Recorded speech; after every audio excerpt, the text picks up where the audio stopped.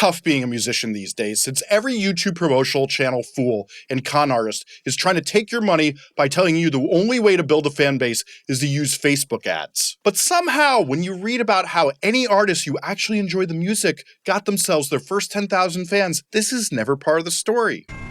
Weird. Is it intentional treachery since they need views to make their rent? Are they just trying to get your money to buy their shitty courses or sell their grifter services? Possibly. But what I do know is they aren't telling you the whole truth. So in this video, I want to tell you the whole truth about Facebook ads and how you should think of them before you spend another dollar on them.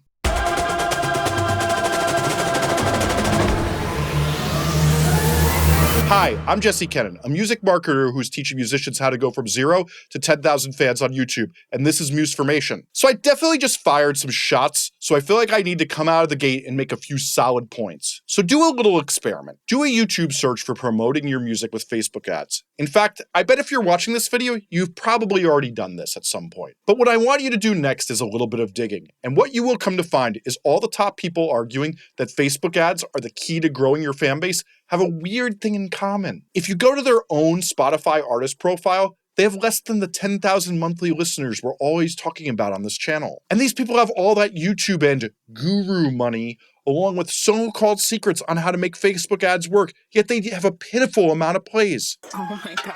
But there's a good reason for this, since every single person in advertising or music marketing knows something. Advertising only works when you have tested and made sure that what you're going to draw people to is good. Advertising for artists without a fan base disobeys the basic laws of marketing. Yet all these YouTubers pushing this claim to be music marketing experts, yet they ignore this. But let's get into what that really means. So now that I've fired some shots, let's give you a full picture. So I want to make a few caveats so you understand what I'm talking about. First, what we're going to be talking about here is artists who have under 50,000 monthly listens on Spotify. Advertising is much different when you're a bigger artist and has all different rules and goals. So before the steam comes out of your ears in comments, remember, this is for aspiring artists who don't yet have a large fan base. You may also be a brain genius and thinking because your favorite artists with a huge fan base use Facebook ads, you should too. But just like I talked to you about with teasers and why you shouldn't post them, and if you haven't watched that video, it's linked now or in the description, there's different rules for larger and smaller artists. Ads work for them because if they get a new fan, there's actually a ton of high quality material for new fans to bond with. They have tons of other great songs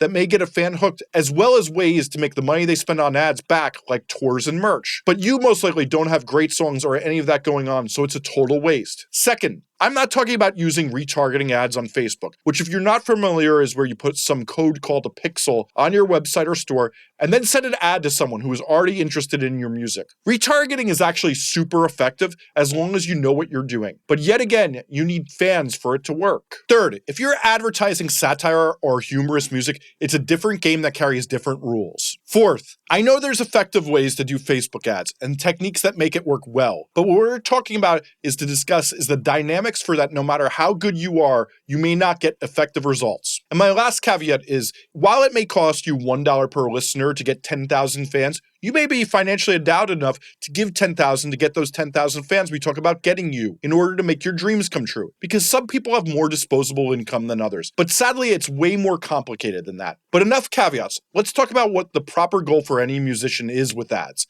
And this is important that we agree on this first. The goal of the ads should never be to just get people to know you exist. It should be to get fans who actually listen to your music more than once, build a relationship with it, and then tell friends about it. Because anything less is just going to waste your time. With that, let's talk about the main and most important reason these Facebook ad campaigns will fail, which is why we're now going to talk about a concept I like to call song susceptibility. This is why this subject is so messy and why you will sometimes hear artists who have had a decent amount of growth from Facebook ads and then the usual case where it just got a few listens and didn't amount to fans who stuck around at all. While the ad gurus will claim this is all about programming the right data into Facebook, the fact is what's more the cause of this than anything else is the concept of susceptibility. So let's first define what that means, since I know some of you are not too into this whole multiple syllable words thing. Susceptibility by definition is being likely or liable to be influenced or harmed by a particular thing. So I think of it this way. Each song in each genre has a susceptibility score. And while you can't score a song easily,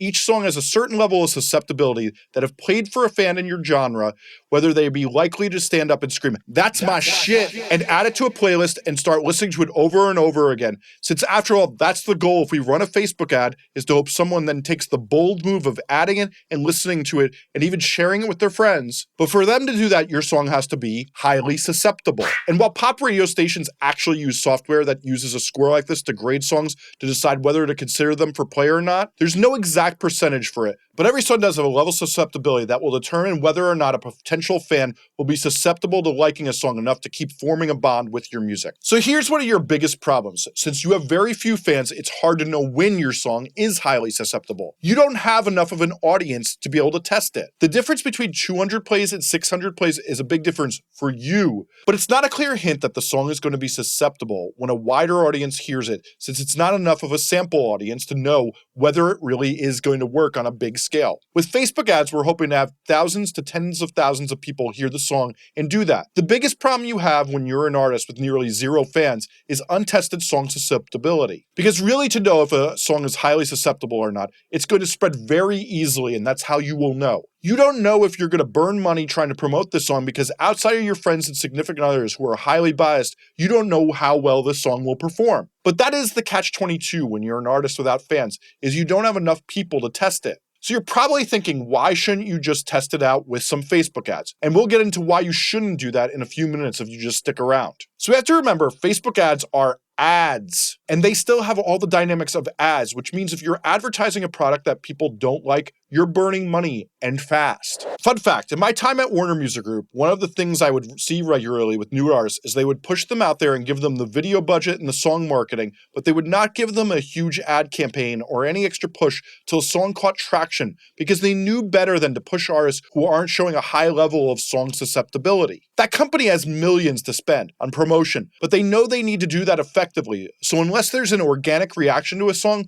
why waste the gasoline they have on a fire that may not have the wood that will burn high enough for a flame that will bring people to it? But there is a positive lesson here. Let's say you're seeing an amazing reaction to a song and it's doing 10 times better than all your other songs. That actually is the hint a song is going to be pretty susceptible, and you should pour gas on that fire in every way you can. But I would argue that making sure you have a great video for it and many other things in order first is way more important, but that's a story for another video. But let's go back to understanding Facebook ads. The main reason Facebook ads don't work well is most songs have terrible susceptibility rates, so no one is going to get hooked on the song anyway when they hear it. We all like to think if people just hear our songs, they'll have as good a song susceptibility rate as the best and biggest artists out there, but that probably isn't the case. At the end of this video, I will tell you what you should be doing instead. It is 100% accurate that Facebook ads' greatest benefit is they can micro-target interests, but they often don't let you target the small acts you are similar to in a local community or micro-genre that is still burgeoning. And instead of, say, allowing bubblegum bass as a target, it only allows EDM, which will cause tons of problems, as I'll explain in a minute. But this video promises to give you all the dynamics of Facebook ads and how they work for smaller artists. So let's start breaking that down. Many of the ads fail because people are just scrolling. And unless you capture someone's attention in the first 1 to 3 seconds, they're never even going to see your video and know to click on you. Let's also remember, advertising campaigns take a long time to work. It takes people seeing your name over and over and over before they break down and decide they need to know who you are. So if you think you're just going to throw $250 at the wall for a single month, I highly suggest blowing it on something more effective, which is just about anything else. Facebook ads to your fans are another catch-22. In that the more likes you have on your Facebook page, the more expensive it is to talk to all your fans. But the more of them you have, the less expensive it is to reach a wide variety of people and target them. With that said, if you're running ads to get likes on Facebook, you're living in 2011, and you're literally paying to have to pay more money later to reach fans, which is such a bad idea. Some of the con artists who try to sell you their services love to talk about getting you in front of 1 million people for $50, but it does absolutely nothing since everyone today is seeing 1 million products a day and our brains have tuned out the noise. When you see the engagement numbers they talk about, that means someone flipped past you through their feed and took no notice of you. That's not engagement. Let's also remember, Facebook is deceitful and have had to pay $40 million for lying about the success of Facebook's video engagement, and honestly, I never trust any of their analytics because they never add up to what I see on the other side of the analytics, and they've been caught lying before. Do not ever get sold on engagement or impressions, as it is a concept the ad vendors made up since it's a huge number that get people who don't know any better excited. If someone talks to you about engagement, ask for real numbers that matter, like conversions. So let's talk about conversions. If you've watched any of the videos these YouTube Facebook ad con artists make, they will usually tell you the only way to run Facebook ads where they don't cost you $1 per Spotify listen is to make an ad that gets you an audience that has expressed some interest, like they watched your video, and then they take the people who watch some of your video where they try to get them off Facebook, which Facebook charges a ton more money for, and onto Spotify. But let's talk about all that can go wrong if that happens. While I don't love going in on past blueprints since great artists build their own past, I will say this. There's also a reason some things don't work, and allow me just to say, none of your favorite artists built their fan base by using Facebook ads in their early days, which is why you never hear about that happening. But now for the really bad news. I promise after this, the good news is coming. Now you may be saying, Jesse, what's the harm in me throwing $100 at this and seeing if the song is highly susceptible? you need a lot of knowledge to make these ads work. And when you just click that promote button, it can really mess up what you have going on over on Spotify. Simply targeting Drake or deadmau5 can do awful things to your chances of letting Spotify's algorithm do the work for you, since it has the most exponential chance of doing your fan base favors that is super important. Spotify is constantly tracking how often people skip your song, and when you aren't targeting people with a highly susceptible song, you are paying to get a worse rate on your Spotify and actually make your chances of getting a song work on playlists worse, since people come to Spotify and check you out and then think you suck and move on. You've advertised a bad product and now are going to make it harder for you if you do improve and have songs that are highly susceptible for them to do well, since Spotify is taking into account all those people who heard you and were like, ew. It can also mess up your fans also like suggestions, which is one of the best assets you have of being discovered by your community, since if you come up in the fans also like of other groups who are similar to you, people will check you out. Whereas if you target a broad swath of listeners and don't get specific to who is actually susceptible to your music, these recommendations will be bad and unlike your music, and people who come to you will be less susceptible to liking you when they listen to you. The losers who try to sell you Facebook ad strategy will tell you they're experienced marketers, but somehow they look the other way when it comes to what every experienced music marketer knows, which are the fans who click on ads are usually the worst type of fans. They don't participate in communities where they are telling other influential fans what to listen to. When you're starting to build a fan base, this is so crucial, which is why it's important to do what I described in my video on building community, which is linked on the screen now or in the description. And even when you have an amazing song with an insanely high susceptibility rate, the biggest issue with these ads is they get you to the wrong people. They don't get you to influencers who are going to open up doors for you and bring you to other people who are going to do that, since those aren't the type of people who click on ads. In my videos, I always try to reward everyone who sticks around through a whole video of mine, so here we go.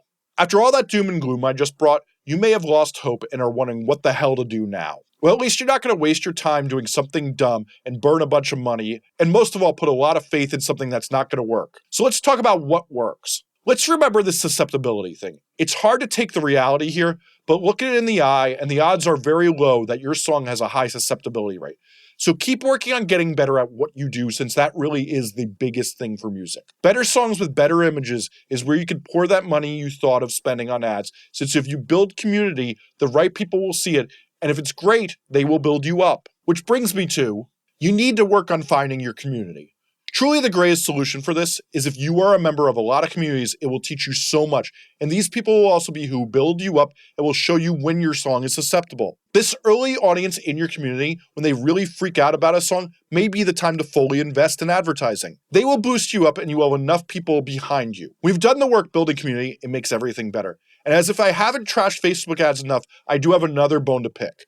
One of the most under-discussed parts of why they are toxic is every promotion method you put your faith in, your brain thinks you've done the work, and then you wait for it to happen and then get disappointed and it slows your momentum. When you put your faith in building community and use that as your option, you meet new people and build the right way, along with making meaningful relationships that will probably help you through your entire career. Whereas when the Facebook ads fail, you're left with no one who even listens to your next single. Whereas the people you find when you do community building are the ones who are influential, and when you put out that song that's highly susceptible, you will get doors open for you and build a fan base the way all your favorite artists have. Since one last time with me this time, None of your favorite artists built their fan base by using Facebook ads in their early days. Thanks for watching. Am I missing anything? Is there any other way you would have done this? I need to know your questions and what no one else is telling you, since I want to answer them, so leave them in the comments, since I answer every comment in every post. I hope you liked this video, and if you did, please like, subscribe, and get notified. And I'm going to be breaking down the concepts in this video along with how to promote your music and how to make songs you're happy with in the future. I have a Facebook group linked below that is only helpful information. No playlist or con artists, only artists having helpful discussions allowed. If you want to learn more about me, work on a record with me, or check out any of my books, podcasts, or anything else I do, go to jessecannon.com or at jessecannon on all the socials. One last thing, there's 2 playlists here. One is on how to grow your fan base from 0 to 10,000 fans, and the other is on how you promote your music with Spotify. Or you can hit the subscribe button below and stay tuned as I have tons of tips for musicians.